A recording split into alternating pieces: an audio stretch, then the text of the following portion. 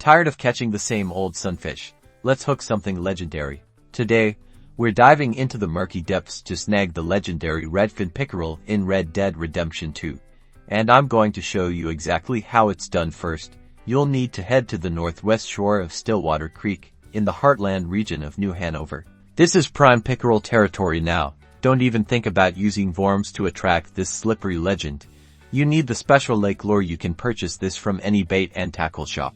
Equip the special lake lure to your fishing rod now.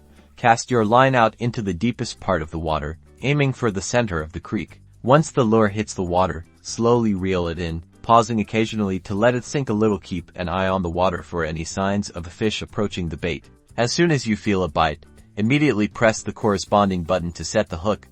The fish is going to fight, so be prepared to reel it in slowly and steadily, pulling the rod back in the opposite direction to where the fish is swimming. Patience is key here. Don't try to reel it in too quickly, or the line will snap. Keep at it, and eventually, you will have landed yourself a legendary redfin pickerel.